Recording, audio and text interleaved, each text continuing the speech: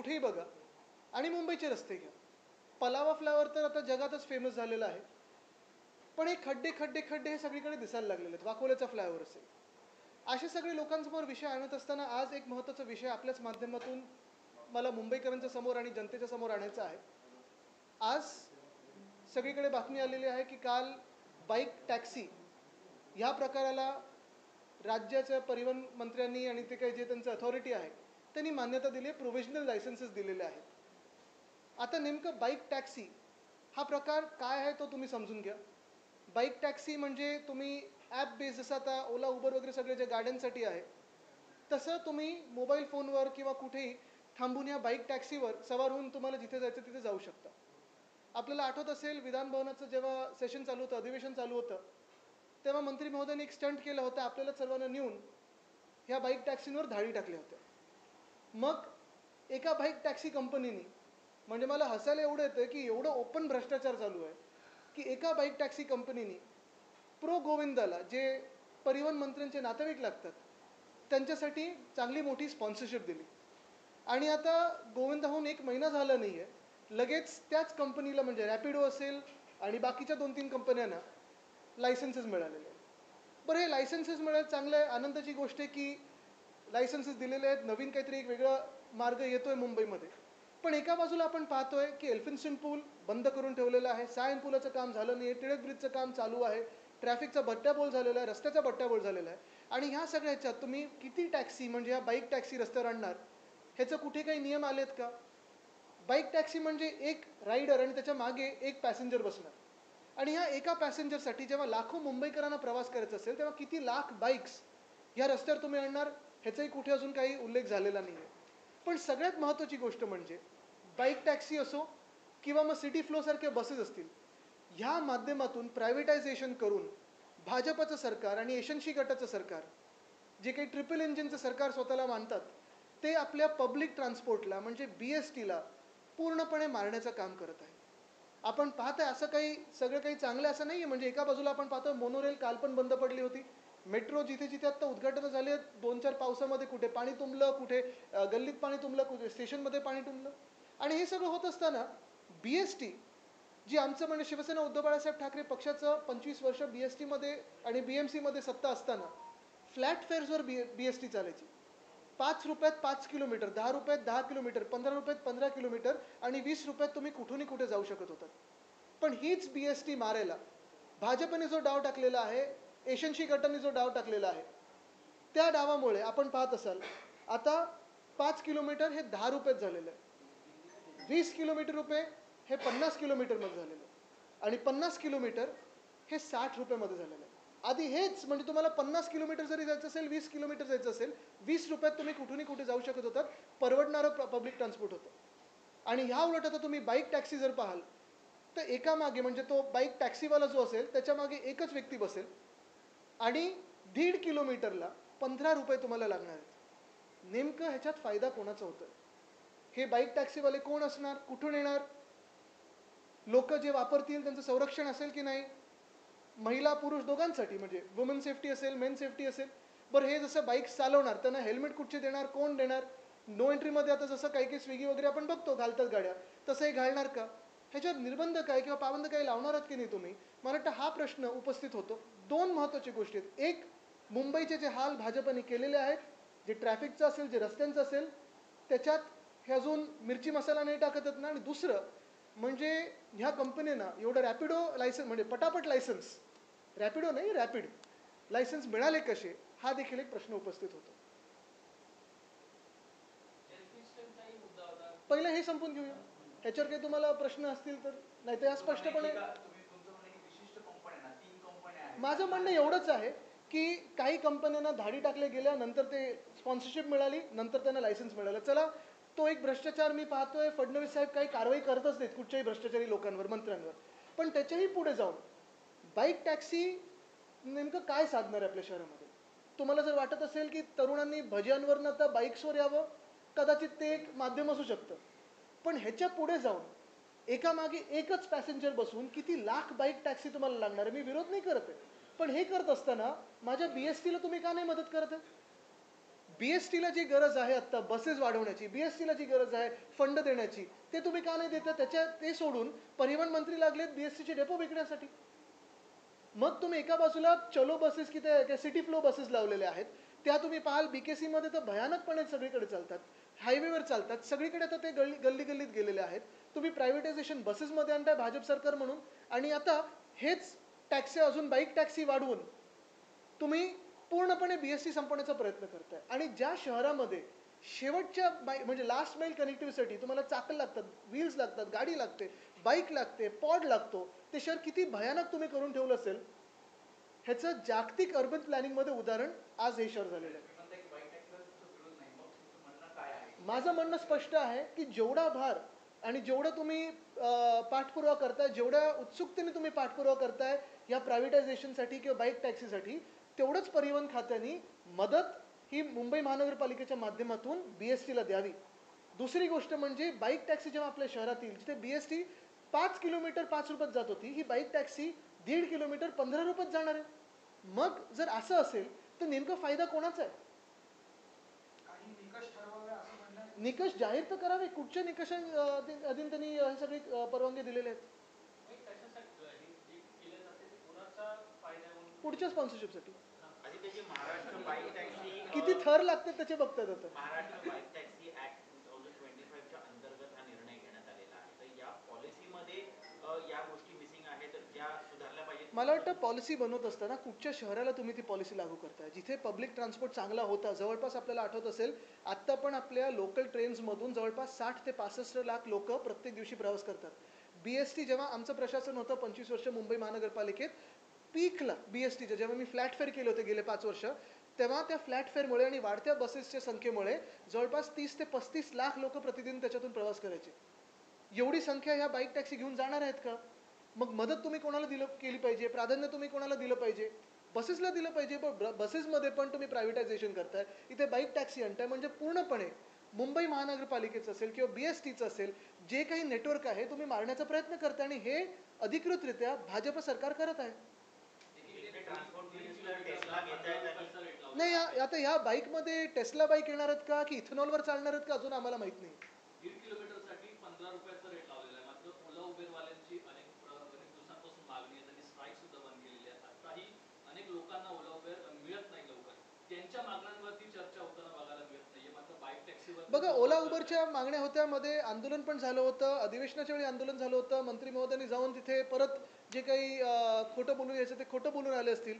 मला त्याच्यात जायचं नाही. माझं महत्त्वाची गोष्ट हीच आहे की जे मुंबईकरांची हक्काची BST होती ती तुम्ही मारलेली आहे. ते डेपोज तुम्ही आता विकायला निघालात बिल्डरांना, आणि दुसऱ्या बाजूला सिटी फ्लो सारखे बसेस तुम्ही आणताय, त्या किती लिगल चालल्यात किती इलिगल चालल्यात ह्याची पण माहिती आमच्याकडे आलेली आहे. खोके कुठे कुठे चाललेत ह्याची पण माहिती येत आहे. पण हे होत असताना दुसऱ्या बाजूला एका व्यक्तीसाठी, म्हणजे एका व्यक्ती म्हणजे मंत्री नाही तर ते पण होऊ शकतं, पण एका व्यक्तीसाठी तुम्ही किती अशा बाईक्स लावणार आहेत आणि किती लाख मुंबईकरांना तुम्ही नेणार आहेत? या बाईक्सवर काही रेग्युलेशन असणार आहे का? तुम्ही आता पाहता ते युलू वगैरे सारख्या बाईक्स कशाही कुठेही उलट्या सुलट्या घालतात, कोण पकडतं त्यांना, फाईन मारतं त्यांना.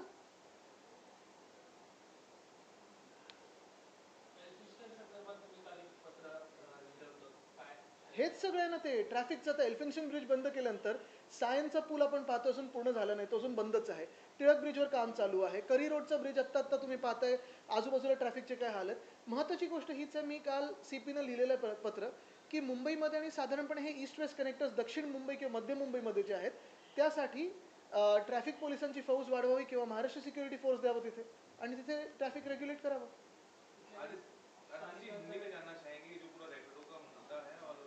बिल्कुल. ये बाइक टैक्सी का मामला जो है थोड़ा एक अलग धुएं में है. अगर आप देखें तो ये बाइक टैक्सी का मामला ऐसे हुआ था पिछले अधिवेशन के दौरान, जब सेशन में थे तब मंत्री महोदय ने जाके कुछ रेड्स किए थे. रैपिडो की कंपनी थी जिस पे रेड किए थे. उसी के एक महीना अंतर में आपने देखा होगा कि मंत्री महोदय के बेटे का प्रोग्राम था, उसी प्रोग्राम को रैपिडो ने स्पॉन्सरशिप दी थी. चलो, एक महीने के भीतर अभी तीसरी बात आती है कि रैपिडो को लाइसेंस मिला है, ओला को लाइसेंस मिला है, उबर को लाइसेंस मिला है. ये लाइसेंस क्यों मिला है? तो बाइक टैक्सी के लिए मिला है. बाइक टैक्सी कई चंद शहरों में है दुनिया भर में, लेकिन जहाँ पब्लिक ट्रांसपोर्ट जितना अभी मुंबई में डेवलप हुआ होता उतना नहीं है, वहाँ ये बाइक टैक्सी चल सकती है। मुंबई में अगर आप देखें तो एक व्यक्ति के लिए एक बाइक है, उस पर राइडर होगा जो टैक्सी वाला होगा और आप पीछे बैठोगे। मुंबई में लाखों मुंबईकर हर दिन प्रवास करते हैं। बीएसटी को मार के आप बाइक टैक्सी लाना चाहते हैं, सिटी फ्लो बसेस चलाना चाहते हैं, प्राइवेटाइजेशन करना चाहते हैं। भाजपा की सरकार महाराष्ट्र की जो है वो मुंबई में बीएसटी को मारना चाहती है। यही आज पूरा अगर आप देखें तो इसका रिजल्ट है। मतलब आप पहले पहले बीएसटी के रेट्स क्या थे? 5 रुपए अगर लगे तो आपको 5 किलोमीटर आप जा सकते हैं, 10 किलोमीटर 10 रुपए में जा सकते थे, 15 किलोमीटर 15 रुपए में, और कहीं से भी कहीं तक 15 किलोमीटर से आगे 20 रुपए में जा सकते थे। एक तो बीएसटी में फेयर बढ़ाए उन्होंने। आज अगर आप देखें तो 5 किलोमीटर 10 रुपए है, फिर 20 किलोमीटर 50 रुपए है, और आगे जाना है तो 60 रुपए लगते हैं। और यही बाइक टैक्सी का भी सेम मामला है। बाइक टैक्सी में भी 1.5 किलोमीटर अगर आपको जाना है तो 15 रुपए लगते हैं। तो आप तो एक तो पब्लिक ट्रांसपोर्ट अनअफोर्डेबल कर रहे हो, दूसरी बात पब्लिक ट्रांसपोर्ट को आप प्राइवेटाइज कर रहे हो, और तीसरी बात मुंबई करों के जो हाल करके रखे आपने, फिर वो फ्लाईओवर्स बंद करके हो, रास्तों के स्कैम से हो, या फिर पब्लिक ट्रांसपोर्ट के मार के हो। आप यही चाहती है, भाजपा यही चाहती है कि मुंबई कर अपने दफ्तर ना जाए, मुंबई कर काम पे ना जाए। यही भाजपा के चाल है। अगर रैपिडो टैक्सी की अगर हम बात करें, अगर पब्लिक की भी डिमांड हो कि नहीं रैपिडो टैक्सी आना चाहिए, क्योंकि उबर या ओला जब हम करते हैं तो 3 या 4 लोगों के लिए हमें करना पड़ता है। इंडिविजुअल जो जॉब पे जा रहे हैं, इंडिविजुअल जो एम्प्लॉयज जा रहे हैं, उनके लिए बिल्कुल, और मेरा इसमें विरोध नहीं है, लेकिन एक ही बात मैं पूछना चाहता हूँ आपसे, एक सवाल पूछना चाहता हूँ कि जब पब्लिक ट्रांसपोर्ट, जिस बस में कम से कम 50 लोग जा सकते हैं 5 रुपए में, तो क्यों कोई 15 रुपए भर कर जाएगा 1.5 किलोमीटर? 5 किलोमीटर 5 रुपए में जा सकते हैं। और जो क्वांटम होता है किसी भी अर्बन प्लानिंग, यानी आप देखो इस शहर को कैसे खराब करते जा रहे हैं भाजपा और जो एशंसी गठ है। क्या सरकार निजीकरण करना चाह रही है? बिल्कुल, सरकार निजीकरण करना चाहती है, और अगर आप देखें तो मुंबई को खत्म करना चाहती है। बस से ट्रैवल किया तो मुंबई में बढ़ते ट्रैफिक को देखते अगर रैपिडो बुक करें तो वो ज़्यादा। तो आप फुटपाथ से जाओगे? ट्रैफिक तो सेम ही लगता है, लेकिन बस मुंबई के शहर के लिए, मुंबई शहर के लिए लगभग 10,000 बसेस की संख्या ज़रूरी है, और वो भी बीएसटी की। उसमें हमने जो स्टडी किया था, WRI थी, बहुत सारे ऐसे इसमें एजेंसीज थी, उन्होंने जो स्टडी किया था, जैसे लंदन में 9,000 बसेस है, मुंबई की अगर आप देखें लोक संख्या तो मुंबई के लिए 10,000 बस, उसमें भी mini, medium range, long range buses, और 900 डबल डेकर इलेक्ट्रिक बस हम लाना चाहते थे। 2027 तक ये 10,000 बसेस हम प्राप्त करते थे, सारी की सारी इलेक्ट्रिक होती थी। लेकिन शायद अभी ये बाइक टैक्सी में टेस्ला की बाइक टैक्सी हो, शायद इथेनॉल भी घुस जाए इसमें, पता नहीं। ट्रांसपोर्ट मिनिस्टर की आपने बात की, तो आपकी तरफ से आप क्या जो है पहल करेंगे, उनसे मीटिंग रखेंगे या आप कुछ लेटर लिखेंगे? नहीं, ऐसे जो आदमी सोच सकता है कि लाखों लोगों के लिए लाखों बाइक्स लिए जाए, उससे क्या पहल करे और क्या चर्चा करे? ये सीएम की बात रही, सीएम उनसे कुछ बात कर सकते तो कर सकते, लेकिन क्या बहस करेंगे इस पर? 31 जानेवारी 2026 पर्यंत सर्व स्थानिक संस्थांच्या निवडणुका घ्या असं सर्वोच्च न्यायालयाने निर्देश दिले. असा त्याचा आदर व्हावा ही आमची सर्वांची इच्छा आहे. त्या निर्णयाचे आदर व्हावा. आज आज तुमच्या मतदारसंघामध्ये भाजप विजयी निर्धार मिळावा मुंबई महापालिकेत. मला वाटतं आज महत्त्वाचा विषय मुंबईकरांसाठी आहे, कोण जिंकणार कोण हरणार हे नाही आहे. महत्त्वाचा विषय आज बाईक टॅक्सीचा आहे, आणि जी बाईक टॅक्सी असेल किंवा प्रायव्हेटायझेशन जे होतं आहे, पब्लिक ट्रान्सपोर्ट जे मारलं जाते आपल्या शहरामध्ये, त्याच्याबद्दल. एकंदरीत पाहता त्या बेस्टला संपवण्याचा कट सुरू आहे का? 100% हे आम्ही कधीपासून बोलत आहोत. आम्ही आता परत हे आंदोलन घरोघरी नेणार आहोत, कारण बेस्टची दरवाढ असेल, बेस्टचे बदलते रूट असतील किंवा कमी होणारे रूट असतील, आणि BSTचे आपण पाहत असाल जे बस डेपो आहेत ते पण आता बिल्डरांना विकण्याचा प्लॅन हेच एशनशी गटाचे जे लोक आहेत ते करत आहेत. राज्यावरती कर्जाचा बोजा वाढतोय. गेल्या 3 महिन्यांमध्ये 24,000 कोटींचं कर्ज हे राज्य सरकारवर झालेलं आहे. आतापर्यंत 15 लाखपेक्षा 8 लाखपेक्षा जास्त कोटींचं कर्ज जे आहे ते महाराष्ट्रावर आहे. आणखी योजना येतात, पैशांची खैरात वाटली जाते. योजना तर येतच आहेत, पण त्याच्याहूनही जास्ती जे एस्केलेशन होत आहे त्या एस्केलेशनचा जरा तो अभ्यास करा तुम्ही. पुणा रिंग रोडचं एस्केलेशन असेल, मुंबईच्या रस्त्यांचं एस्केलेशन असेल, मग परत मुंबई पुणे एक्सप्रेसवेमध्ये तो शॉर्टकट जो आहे तो कधीपासून तयार होणार होता, मिसिंग लिंक, किती एस्केलेशन झालंय. मुंबईचं नॉर्थ बाउंड कोस्टल रोड किती वेळा कॉन्ट्रॅक्टर बदललेत, किती वेळा एस्केलेशन झालेलं आहे. संजय मुखर्जी असं म्हणतात की मोनोरेल आता सेवा काही काळासाठी आम्ही बंद करणार आहोत, अनेक अडचणी येत आहेत. त्याच्यावरनं बाईक टॅक्सी चालतील, एकच जाईल त्याच्यावरनं. तसं मोनच आहे ना ते पण. प्रोजेक्ट चुकलाय पूर्णपणे किंवा त्याच्याकडे लक्ष दिलं जात तसं नाही आहे. एखादा प्रोजेक्ट तुम्हाला एका वेगळ्या जिद्दीने चालवायला लागतो, तिथे प्रोफेशनल लोक बसवायला लागतात. आपल्याला आठवत असेल जेव्हा पहिल्यांदा ती मोनोरेल झुकली ते पावसाळ्याच्या दिवशी, एक DCM होते, हां हॅलो येतोय येतोय थांबा, लोकात गुदमरत होती. किती लोकांना तुम्ही आत जाऊ दिलं? 550 लोक त्या मोनोरेलमध्ये घुसले होते डब्यामध्ये. म्हणजे हेच मी सांगतो ना परत परत, BST जी तुम्ही मारत आहात, हीच BST खऱ्या अर्थाने मुंबईची लाईफलाईन राहिलेली आहे. गेले 75 वर्ष किंवा जास्ती, आता मला वाटतं 79 वर्ष BST कधी तुम्ही बघा, मुंबई कधी तुंबली असेल दुर्दैवाने, कधी बॉम्ब्लास्ट झाले, कधी काही झालं, मुंबईवर काही संकट आलं तरी BST ही जाते लोकांना घेऊन जिथे जायचं तिथे. बाकीच्या माध्यमांसारखी अडकत नाही. पण आज त्याच BSTला बाईक टॅक्सी असो किंवा प्रायव्हेटायझेशनच्या बसेसचं असो, त्याच्या माध्यमातून मारलं जातं आहे, आपल्या डोळ्यात देखत मारलं जातं आहे. अनेकदा आम्ही हा विषय घेतला, पण आता आम्ही आंदोलनावर उतरू.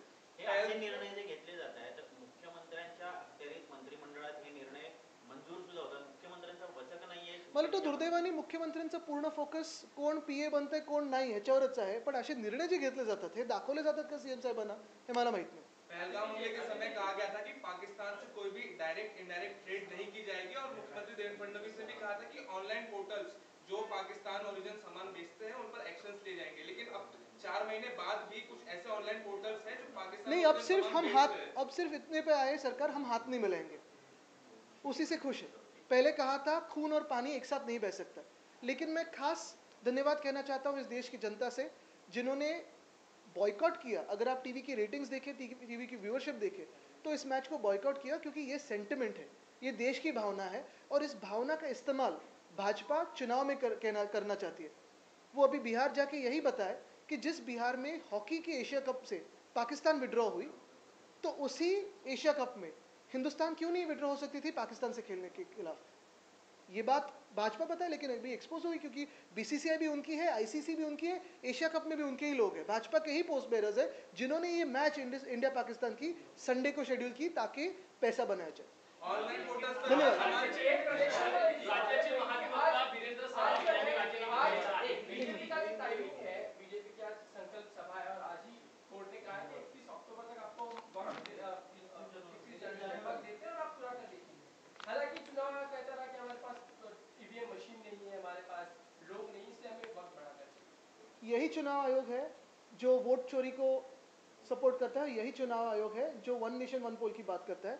खैर, उनके पॉलिटिकल प्रोग्राम को मैं ज़्यादा कुछ ध्यान देता नहीं हूँ. आज मेरी मुंबई के शहर के जो हालात उन्होंने करके रखे, उसी पे मैं बात करना चाहता हूँ.